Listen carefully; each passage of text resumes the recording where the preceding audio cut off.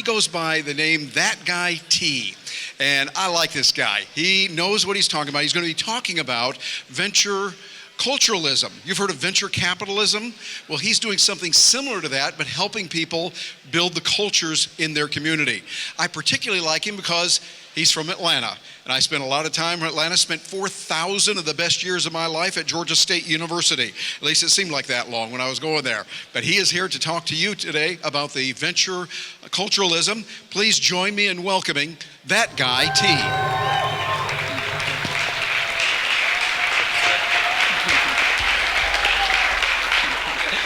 Acapulco, how's everybody? Awesome. I would imagine so. I mean, if you're having a bad time here, something's wrong with you. Like this place is awesome.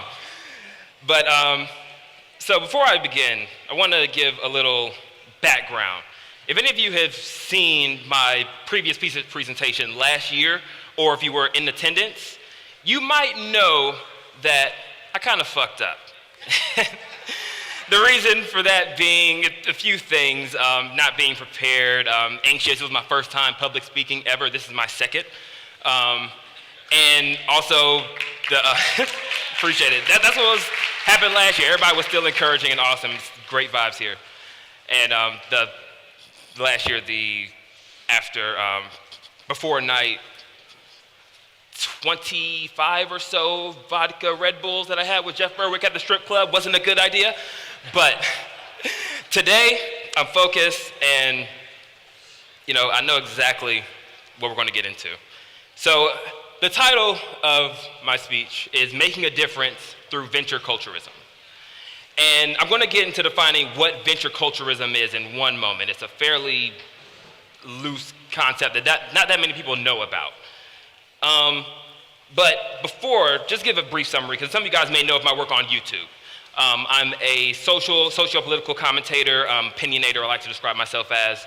And I talk a lot about just different concepts, different political ideas, different philosophical ideas and theories that I throw out. And I just like having discussions about ideas.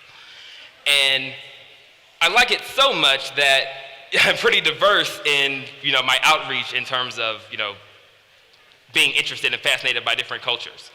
So much so that I was best friends with this guy, still am, Jeffrey Tucker, awesome guy. Just the awesome, all-around liberal, ideal.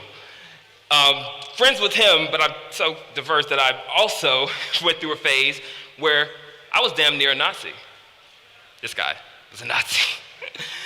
And yeah, as symbolized by this meme, little harsh, granted, this guy in the back, he's just a communist, he's not really Jewish. But yeah, I was fascinated, I was intrigued, I was entrenched in alt-right culture for a while, just because it was something that I hadn't known about, and I just really like learning about different things, even things as off the table as, white nationalism. But right now, what I'm really obsessed with and what my real passion is culture. I'm obsessed with it. It's so important right now, especially in the social media age, digital age. Cultural influence is so important and so crucial to making any type of impact in life, in changing anything. If you want to make a business, you want to make an economic impact, a social impact, if you want to change people's philosophy, if you want to change just people's, just anything within their life, you have to start at the culture. Because that's what people follow, that's what people believe in, and that's what people value. So, when I was flirting with the alt-right a little bit, I learned a good deal about their culture. And something, this is going to be a speech on the alt-right, but some things that I did learn are some of the values that they have, some of their reasonings behind advocating what they advocate, and understanding the appeal that they have in terms of what they value culturally and why they believe that a white ethno-state or something like that is necessary to preserving that value system or whatever they believe in. And with that, I think a lot of people don't like Nazis. They're just not that popular. But in their not liking them, their opposition, there's not really that many people taking up the mantle to combat it in a way that's, in my opinion, meaningful. And granted, this is all just my opinion. I don't want to make anybody feel like I'm, judging them, making you feel like, you're not doing enough or anything like that. It's just my opinion on what I think is valuable in terms of making cultural impact and cultural change. And that's why I'm currently working and fascinated by venture culturalism. So, let's get into what exactly venture culturalism is. So, a definition of venture culturalism, if I had to define it, are you guys familiar with the concept of venture capitalism? Okay, so if you're not, venture capitalism is essentially, economic investment, financial investment, strategic investment in trying to make an economic impact and trying to help a business build, help somebody, create a new product, create a new service, and offer value to a people, and making that entity, that person who wants to make this company, make that product or whatever, helping them strategically in getting that done. And venture culturalism is essentially the same thing, except it's assisting people in building cultural relevance and cultural influence. So we have a lot of people, in the world. We have a lot of different ideas and a lot of different beliefs that people hold.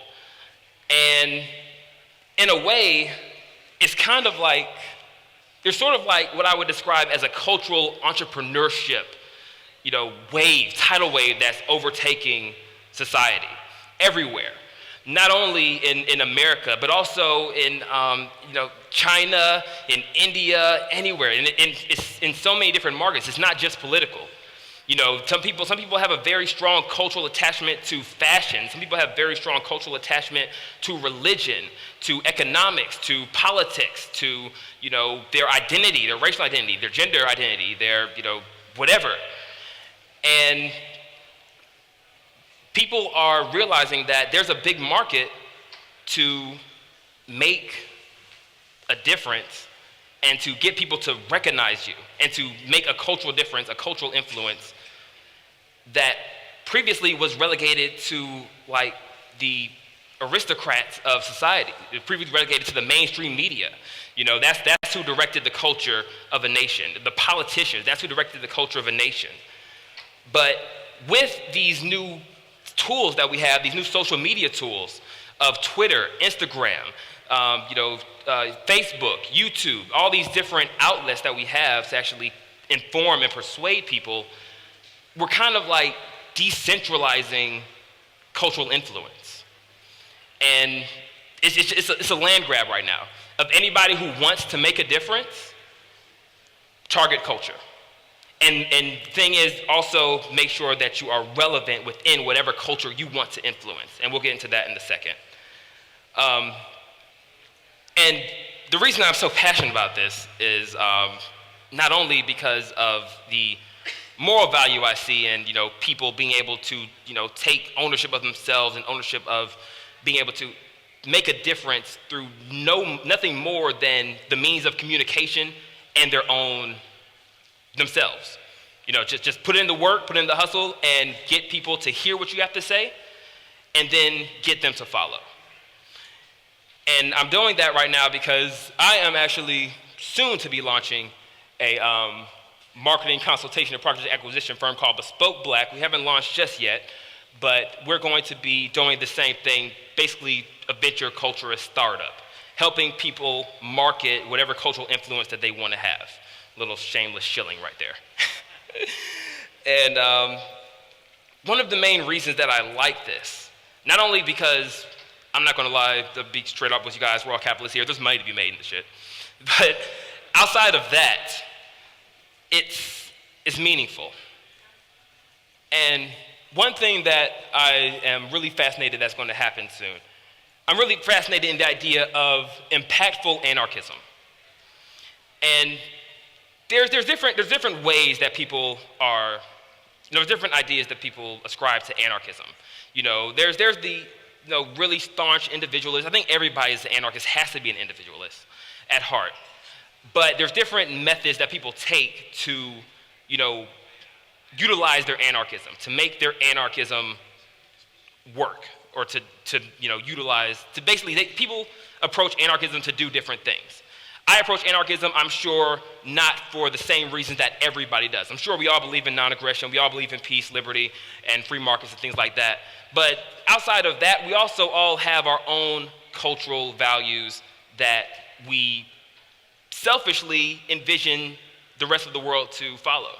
Because for whatever reasons we think it's beneficial, we think it's valuable, we think it's going to, better society, or maybe you're just cynical and you just think it's going to, launch the nukes tomorrow and make the world burn. Whatever your motivation is. Impactful anarchism is something that makes you leave the ivory tower. It gets you out of the mindset of, I only want to discuss, I only want to discuss my own personal ideas, only want to better myself individually, which granted, there's nothing wrong with that. I think that's where it starts. I for a long time, I took a hiatus off of YouTube just because I wasn't happy in what I was doing and I didn't feel motivated anymore. And I could have kept doing the same thing. I could have kept shilling the same nonsense and repeating the same stuff that I didn't really find value in talking about. I got offers from major, right-leaning conservative organizations to be a token poster boy, but it's not really my thing. And it doesn't make me feel like I'm doing something that's actually impacting the culture that I live in. So one thing, this is I was listening to some music the other day. I downloaded a mixtape from one of my favorite artists. Let me ask you guys, have you ever had download an album or a mixtape or something of music and you just skip to the songs that you like and you never gave any other songs a chance? You're like, this is just the one that I like. And then someday you actually go through the entire album and you realize track number 6 was lit. That was the best one on there. I didn't even give it a chance. I did that the other day. And I came across a song called Teach 'Em. It's by an artist named Trouble. He's an Atlanta native. And he's a rapper. And the song Teach 'Em is basically his going on about, how he made it despite the lack of, personal investment throughout his childhood, primarily from the education system. The song is targeted at, basically telling his former teachers, basically, screw you, I made it. Anything, all the other stuff, you didn't help me. You just said I wasn't going to be anything. You said if I wasn't getting good grades, if I wasn't, going to go to college and I couldn't make it. And that's just what teachers do, especially in the public education system. And he just basically threw a middle finger to their face, which salutes Trouble for that. And it also vocalizes something, at least for me personally, what I got out of it, is that there's a really strong need, particularly in my case in the Atlanta Black community, of mentorship, of teaching people and helping them build themselves into something that they're proud of. We live in this society right now where everything is so centralized and everything is so streamlined and cookie cutter that I assume that whoever, I may assume it, government may assume it, whoever, but there's this mindset of one particular strategy for success applies to everybody equally. It's universalist, egalitarian nonsense. I don't like the concept of equality because it's bull. We're individuals. We all require and aspire to different things that none of us are alike. So systems like the Department of Education, which this is their logo for the United States Department of Education. Personally, I think it should more so resemble something like this.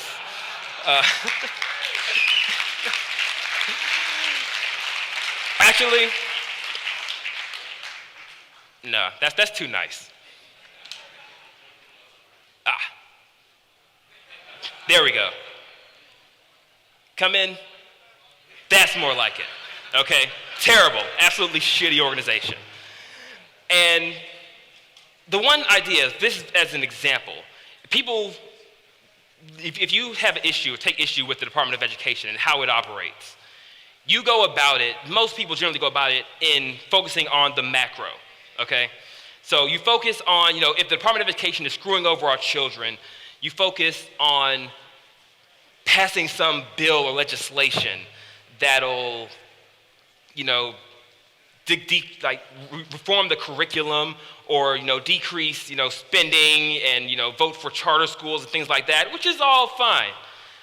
But that shouldn't be the only means of doing it.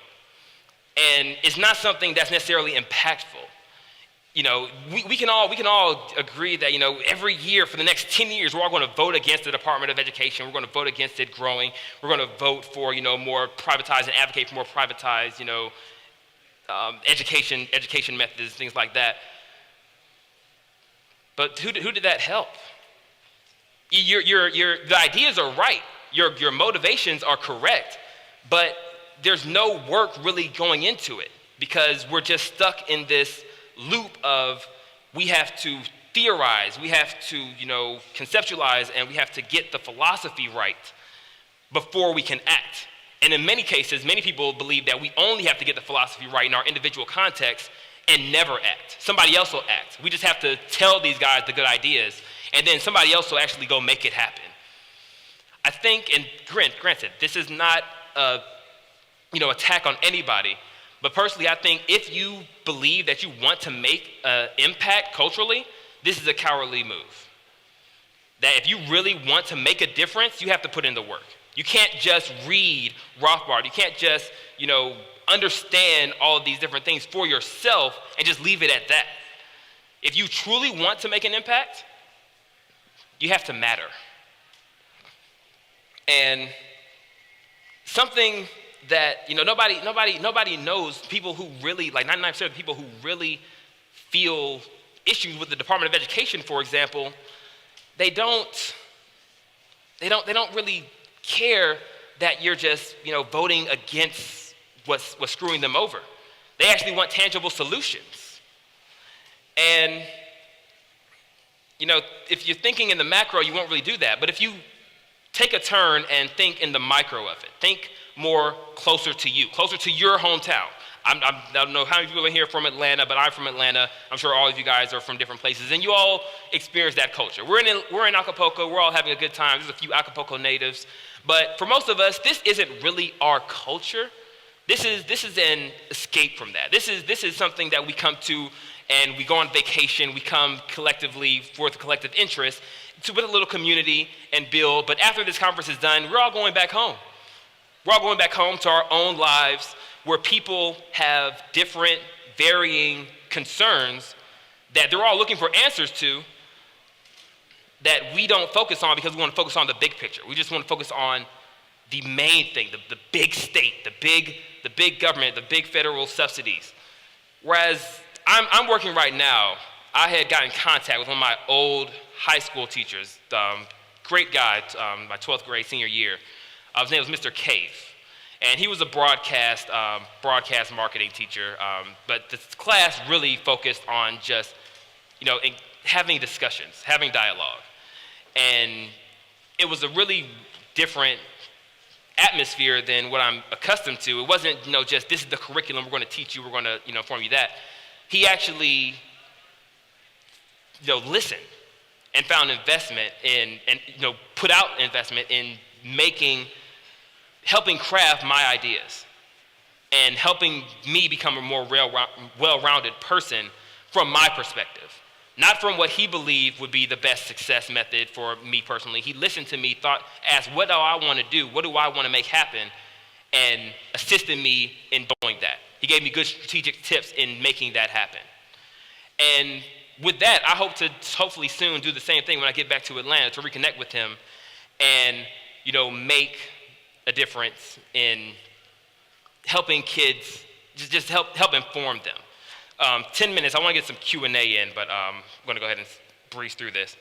One example of this is Praxis. I don't know if any of you guys know about this. This is the organization. We have a few Praxis attendees here who is basically focused on apprenticeship and getting real-world, tangible experience and bypassing the whole college bubble and the college, scam by actually just saying, instead of saying, the college is a bubble, it's a scam, we have to, do all these different things through the state, they just said, how about we just hook some of these guys up with jobs and see what happens.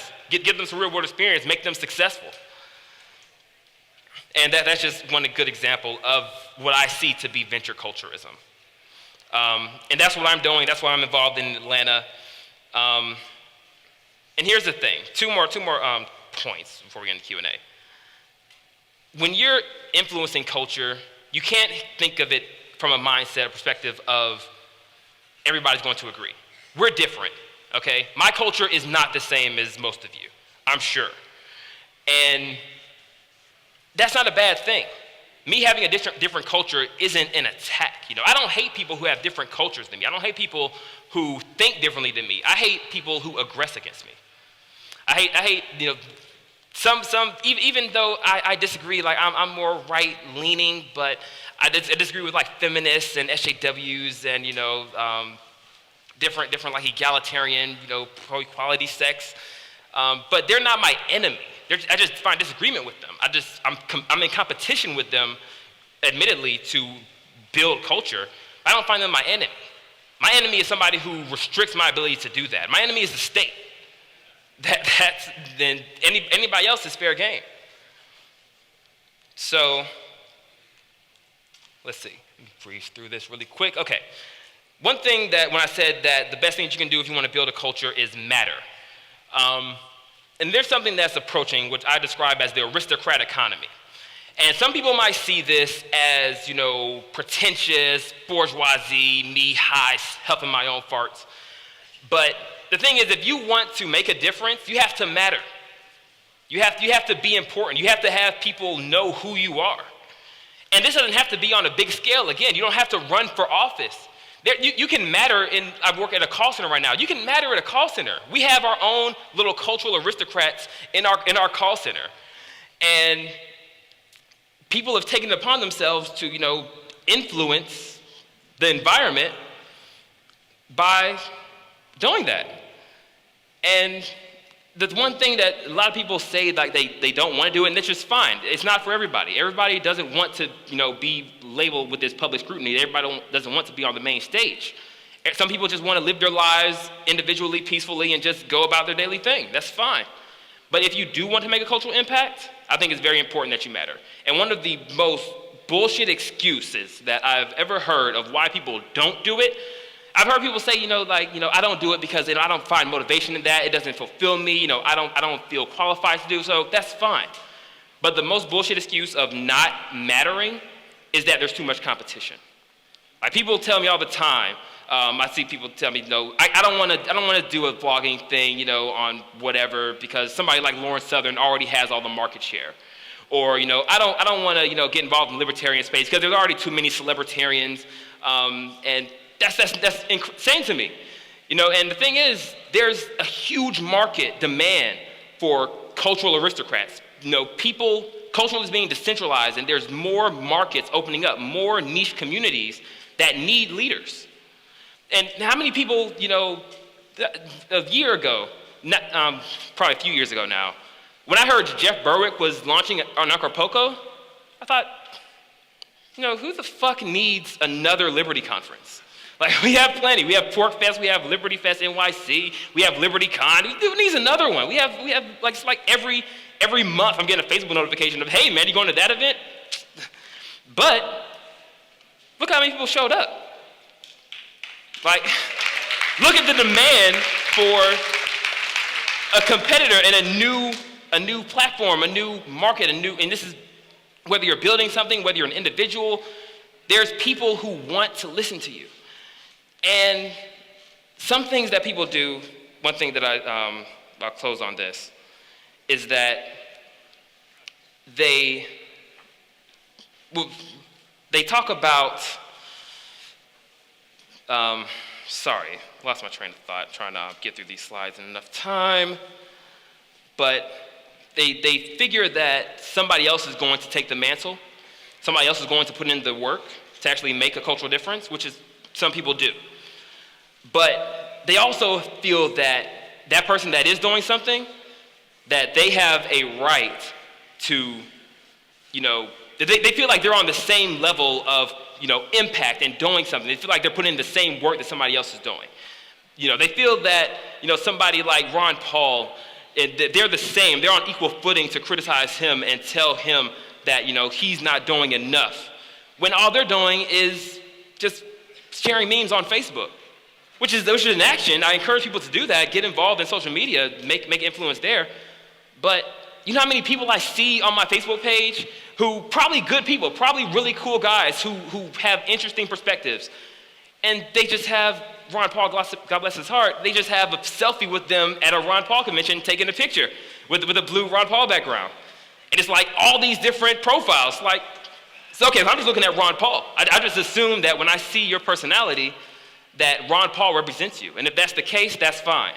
But if you really want to make a cultural difference, if you really want to make an impact, and if you're not comfortable with what somebody else is doing, if you're not comfortable just relegating and supporting somebody else in them making an achievement, then you gotta step up. If you want, and the thing is, these different communities they're happening. If you don't like the fact that Richard Spencer, white nationalists, are growing culturally, you have to compete with them. You can't just say that they're bad and leave it at that. People need to hear your voice. And you could, if you don't want to do that, you could just say, I'm going to delegate somebody else, I'm going to give somebody else the thing and just let them do it. Or you could take my approach and actually build your own brand, build your own representation culturally, and change the world and make a difference. Kennedy Brown, ladies and gentlemen. Good job, buddy.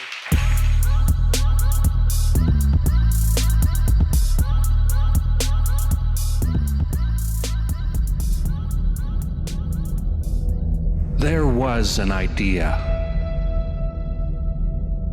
to bring together a group of remarkable people to see if we could become something more.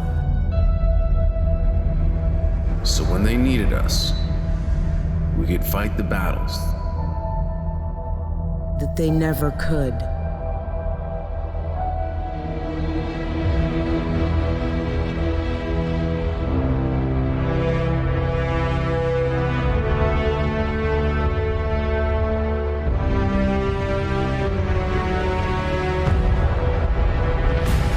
In time, the state will know what it's like to lose. To feel so desperately that it's right, yet to fail all the same. Dread it. Run from it. Freedom still arrives.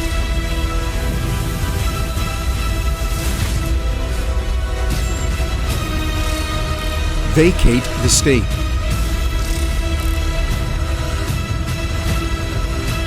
Engage all the speakers and get this man a microphone.